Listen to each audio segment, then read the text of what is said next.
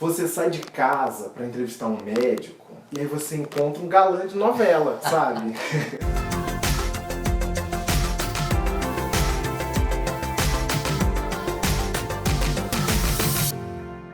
Mais que galã de novela, o Dr. Filipe Pedrinola, que é o nosso convidado de hoje, tem uma carreira e uma trajetória que é para poucos. Eu vou ler para vocês um pouco só do que ele estudou. Formado em medicina pela USP, com residência no HC. Fez um ano de Fellowship Program no Cedars. Você fala Sinai ou Sinai? Sinai. Cedars-Sinai, em Los Angeles. Fez um doutorado em endocrinologia, também pela Faculdade de Medicina da USP. É membro da Sociedade Brasileira de Endocrinologia e Metabologia. Não saiam daí, espero que vocês ainda estejam, porque o currículo é extenso. Mas acho que esse já deu uma ideia. Antes de eu perguntar as coisas que eu trouxe da minha listinha pro doutor, eu vou pedir para você se inscrever no canal, deixar seu like, seu comentário. Não se esqueça que o nosso parceiro Cabify dá para você R$20 se você usar o meu código Canálvaro nas duas primeiras corridas. Você ganha 10 em uma, 10 em outra. Mas agora vamos ao que interessa. Eu vou falar a frase e vou pedir pra você comentar. Eu chamo de você ou de senhor, porque falar com médico é diferente de entrevistar professor. Você não vai te chamar de senhor. Dieta não funciona. Se a gente for analisar o que significa a palavra, o termo dieta, do latim, significa a relação de cada um com a sua terra. Ou seja, é muito mais do que isso. Então, agora a dieta nesse sentido que é colocado hoje, realmente é sempre privação, sofrimento. Então, nesse sentido, acaba não funcionando, porque essas dietas acabam sendo muito restritivas de forma geral. O que funciona, e que é o maior desafio do profissional de saúde, é mudança de hábito. Porque a gente vive numa era de doenças de estilo de vida. Né? Eu tenho todas. Então, quais são os pilares do bem-estar? Primeiro é a atividade física, movimento. Não falei que eu tenho todas, não faço nada. Segundo, alimentação, aquilo que você escolhe para beber, comer e colocar no seu prato. O terceiro é o controle emocional. Então tudo isso é interligado, não existe um pilar sem o outro, porque se a pessoa de repente está bem de emocional, mas come errado, não vai adiantar. Ou se ela come bem, mas não faz exercício físico, também não vai adiantar. Então tem que ser as três coisas juntas. O grande desafio não é só emagrecer, é manter o peso depois. Beber água ajuda a emagrecer. Na verdade, existiu uma época, um estudo que foi feito mostrando que a água gelada poderia ajudar um pouco a emagrecer. Então, uma temperatura baixa obrigaria o organismo das pessoas a trabalhar mais, queimar mais calorias para igualar a temperatura do corpo.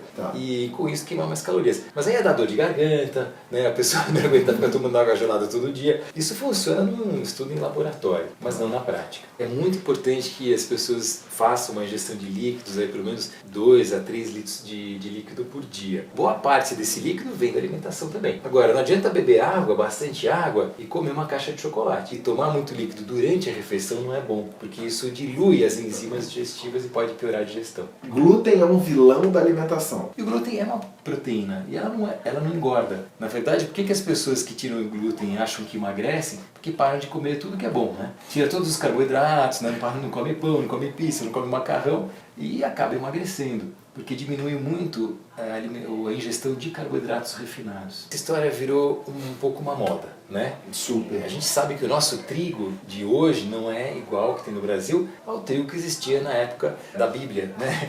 Porque o nosso trigo é transgênico e ele tem realmente 50, 60 vezes mais glúten, que é uma proteína do trigo, né? Do que tinha antigamente. Quando ela é digerida, ela é quebrada em partes e essas partes podem dar intolerância nas pessoas.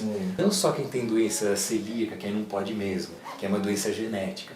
Mas é um pequeno percentual da população. E algumas pessoas têm um certo grau de intolerância a essa digestão do glúten, esses pedacinhos do glúten que entram na circulação. E existem exames que podem ser feitos de laboratório e, interpretando a história clínica do paciente, a gente vai saber de fato se para aquela pessoa é problemático ou não o glúten. Lactose deve ser evitada. 70% das pessoas, mais ou menos, da população tem um certo grau de intolerância à lactose. Isso tudo? Isso tudo. Pode ser leve, moderado ou acentuado. Então quem tem uma intolerância leve vai poder tomar o leite, comer um queijo, sem problemas. Não vai sentir muita coisa, sabe? Mas também tem exame de sangue para isso, que a gente pode fazer e detectar. E na verdade vai se tirar a lactose só para aquelas pessoas que têm uma intolerância moderada a acentuada. O leite, na verdade, ele foi feito para o bezerro, né? O leite de vaca, e não para o ser humano. Nós somos os únicos mamíferos que tomamos leite depois da fase adulta. Devo comer de 3 em 3 horas. Se você se alimenta bem nas refeições principais, não é uma coisa absolutamente fundamental. Então, recentemente, uma revisão, até que foi publicada na revista da ABESO, que é da Associação Brasileira de Estudos sobre Obesidade, mostrando que isso não está escrito em lugar nenhum. Assim, não existe nenhum estudo dizendo isso. Sim. Aliás, na história do ser humano, se a gente for lá atrás, ninguém comia a cada 3 horas, né? Né? Não existe nenhuma vantagem publicada, documentada, mostrando que comer de 3 em 3 horas é melhor ou pior. Até porque cada um tem o seu ritmo biológico. O whey protein dá mais músculo. Whey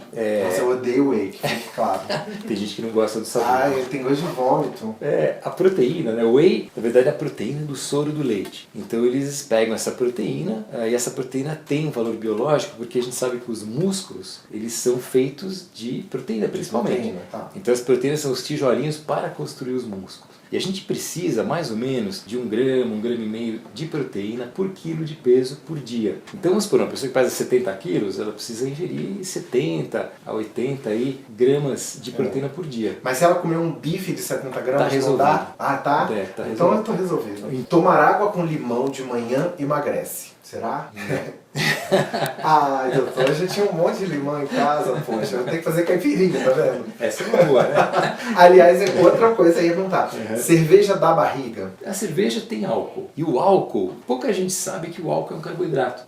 Né? Eu mesmo tô sonhando agora. Então, o álcool, pior que o açúcar. O açúcar tem 4 calorias por grama e o álcool tem 7. Praticamente o dobro. O álcool engorda praticamente o dobro do que o açúcar. E tem muita gente que não come muito, mas tem o hábito de beber muito. E tem muita dificuldade com o peso.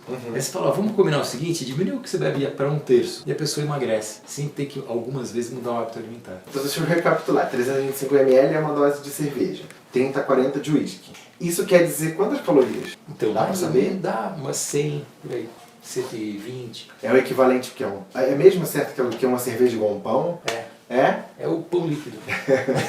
Só que aí você toma 5, 6, 7. Aí imagina só. Aí a pessoa fala, puxa, mas eu não comi nada, eu não sei porque eu devo estar com problema na tireoide. Né? Porque a tireoide é sempre culpada, né? E coitado, ele não é. Gente, é melhor que a primeira vez que eu encontro ele tá dizendo a minha história da minha vida. É natural comer demais no dia seguinte, depois de uma bebedeira? Acontece frequentemente. Porque o corpo fala assim. Porque tudo é um equilíbrio, né? Então muitas vezes as pessoas perguntam, eu posso fazer o dia do lixo? Eu falo, melhor não, porque o dia do lixo vai ter consequências também e desanima muitas vezes. Então é muito comum a gente ver pessoa que de segunda a sexta ou segunda a quinta vai muito bem. Fala, olha, faz assim, se pesa na sexta de manhã e se pesa na segunda de manhã. Tá. Muitas vezes é depressivo, porque existe uma mudança de 1,5 kg, 2, até mais. O fim de semana acaba sendo um grande problema. Não precisa virar um monge no fim de semana, mas é importante também seguir alguns princípios fundamentais e não ter muito exagero. Uma frase polêmica que é: pessoas gordas não são saudáveis. Mito ou verdade? De forma geral, são menos saudáveis do que as pessoas mais magras ou em forma. Porque quando o sobrepeso e a obesidade, mesmo que os exames laboratoriais venham normais, isso não quer dizer que ela esteja saudável. Porque quando a pessoa está acima do peso, ela acaba tendo muito frequentemente uma coisa chamada inflamação silenciosa. Ou seja, a gordura, principalmente abdominal, ela vai para o fígado, né, e infiltra o fígado. E começam a ser produzidos fatores inflamatórios, a pessoa não sente nada. Mas esse processo de inflamação muda o metabolismo, muda inclusive a microbiota, as nossas bactérias que nós temos no intestino, que tem muito a ver com o peso também. Então, a gente sabia estatisticamente que as pessoas com sobrepeso e obesidade têm uma incidência maior de mortalidade e aparecimento de doenças crônicas como diabetes, pressão alta e doenças cardiovasculares. Tem pessoas que usam como uma forma de discriminar quem é gordo, dizer que gordo não é saudável. É possível uma pessoa gorda também ser saudável ou não? Porque é só isso que eu queria entender, para não ficar, para quem assistir e é gordo não se sentir ofendido também com o que a gente conversou, entendeu? Não, sem dúvida, essa é uma colocação muito importante, porque essa semana mesmo foi publicado um artigo muito interessante mostrando que as pessoas que estão mais gordinhas, se elas forem ativas, elas podem ser mais saudáveis até que pessoas que são magras e que não fazem exercício. Pois é, tem muito magro que tá morto por dentro e não sabe. Exatamente. Então existe isso, porque o exercício ele é fundamental. Para o peso, aproximadamente a gente sabe que influencia mais ou menos 20 a 30% é o exercício. E 70 a 80% é a alimentação. Isso tudo? A alimentação tem maior peso, por isso que a conta às vezes não fecha. A pessoa fala, poxa, mas eu fui na academia 1 hora e não estou conseguindo emagrecer. Mas aí você fala, bom, 1 hora, se você fez uma esteira, uma atividade física aeróbica, você vai gastar 400 calorias mais ou menos. 100 gramas de chocolate é o tamanho de um telefone celular. E isso a gente come em segundos. Né? Sim. E aí você já está devendo, porque são 500 calorias. Mas é muito triste e muito injusto a vida, porque você fica na esteira um século para queimar uma coisa que num hambúrguer já se foi. Por isso que eu falo, olha, não encare o exercício como perda de peso. Encare o exercício para o seu bem-estar e para a sua saúde. Né? Tá. O que vai te determinar você melhorar o seu peso, se estiver acima, é a alimentação. Nada de carboidrato após as 18. É uma lenda. O carboidrato é a nossa gasolina. O que aí a gente tem que diferenciar é o que é o carboidrato, entre aspas, do bem e do mal. Então, quando você vai fazer um jantar, uma alimentação noturna, é importante evitar os carboidratos chamados de refinados. Que são o quê? A gente costuma brincar que é o pó branco. É a farinha branca, é o açúcar, é o álcool. O macarrão. O macarrão é um detalhe interessante, porque o macarrão italiano, aquele feito al dente, né, de grano duro e tal, esse é um macarrão que cria um amido resistente. Ele não mexe muito com a insulina, com o açúcar no sangue. Então não tem problema. Al dente, esse é um ponto interessante. Não adianta ele passar do ponto, porque ele fica pré-digerido. Então a gente tem que o quê? Retardar a absorção da glicose. Então o macarrão al dente faz isso. E como óleo de tomate, azeite de oliva, melhor ainda. Por isso que a dieta mediterrânea é um dos melhores exemplos de dieta boa para o ser humano. Então, o importante é comer comida de verdade. Jejum funciona ou não funciona? O jejum virou assim, na verdade existe muita polêmica ultimamente sobre o jejum. O jejum é uma situação um pouco de estresse para o corpo. Nosso organismo ele foi feito, ele está acostumado a encarar o jejum, porque desde as épocas mais primitivas, o ser humano comia, não sabia quando ia comer de novo. Então o organismo se adaptou. Existem mecanismos internos de se adaptar e a pessoa consegue sobreviver passando muitas horas sem comer. Aí começou a se estudar de que forma algum protocolo poderia ajudar em termos do jejum e virou moda se falar sobre o jejum intermitente. O jejum intermitente, esse é um protocolo que parece realmente tem utilidade, que funciona, mas desde que não seja exagerado, ou seja, só 2 vezes por semana, né? Aí a pessoa, e não pode ser dia consecutivo. Então, por exemplo, na segunda, e numa quinta, ou numa terça e numa sexta, a pessoa come normalmente até a hora do jantar. Lá pelas 8 horas da noite, janta normal, o que comeria, aí fica sem comer a noite toda, não come nada no período da manhã e vai só almoçar lá pela 1. Isso dá mais ou menos 16 horas. Então esse é o jejum chamado 16/2, quer dizer, 16 horas 2 vezes por semana. E isso parece, então, as evidências que melhoraria um pouco o metabolismo. Os níveis de insulina alta, equilibraria, estimularia o metabolismo a funcionar melhor e existe uma economia calórica também. O problema é que aí existe uma certa banalização. Aí tem gente que fala assim, não, então já que ajuda, eu vou ficar 3 dias sem comer. Vou ficar 24 horas sem comer. E aí é uma situação de metabolismo, o corpo reage e mal, quer dizer, você se sente mal, né? Pode ter fraqueza, principalmente se for fazer atividade física, não aguenta. Então, aí nesse sentido, o jejum só vale a pena nesses casos mais assim, quando a pessoa vai fazer uma cirurgia, né? Aí ela tem que ficar em jejum mais tempo. Mas no dia a dia, o jejum intermitente, para algumas pessoas, pode funcionar bem. Conforme a gente envelhece, é natural engordar. É verdade, porque com o passar dos anos, e a gente começa a envelhecer depois que nasce já, né? Não tem jeito. Aí, e a alternativa é pior, quer dizer, não... Então... Sempre falo isso. Falo assim, nossa, você já faz tal idade. A opção seria morrer, então eu prefiro então vou ficar com a envelhecer. primeira. Então o envelhecimento, principalmente depois de uma certa idade, se a gente for analisar filosoficamente é meio cruel, porque a gente é bicho. Então a gente deveria viver até a fase reprodutiva e depois morrer logo, né? Como é na natureza. Só que a inteligência do ser humano fez com que a gente vivesse muito mais tempo. E só que os hormônios vão caindo. E os hormônios não caem porque a gente envelhece. A gente envelhece porque os hormônios caem. Principalmente os esteroides sexuais, quer dizer, testosterona, estrógeno, progesterona na mulher, eles vão caindo. Também o GH, que é o hormônio do crescimento. Então isso faz com que a gente vá perdendo massa muscular. E a perda da massa muscular, chamada de sarcopenia, aí a pessoa vai perdendo. E dentro da célula muscular é que tem uma quantidade muito grande das mitocôndrias. Quem for lembrar aí das aulas de biologia... Eu lembro, deixa eu ver se eu lembro. Elas têm a ver com respiração celular, não tem uma coisa assim? E alguma coisa de energia. É isso aí, perfeito. Isso? Não faltou nessa aula.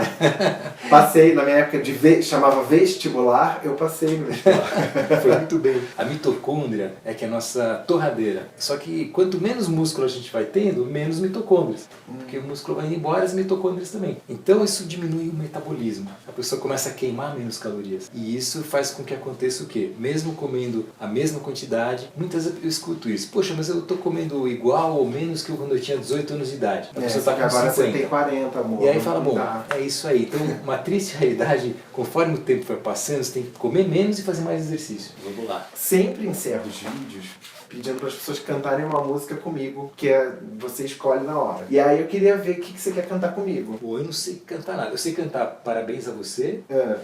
Sei cantar... A única música que eu decorei na minha vida, que era da minha infância, que meus pais eram italianos, é Champagne, do Peppino di Capri. Bom, essa fica à vontade pra cantar. Eu não vou poder cantar junto porque eu não sei. Mas... Eu não sei mais nenhuma. Ah, não é possível. Não, então a gente canta parabéns pra você. Então tudo bem. Então vamos lá. Parabéns pra você nessa data querida. Muitas felicidades, muitos anos de vida. Muito bem.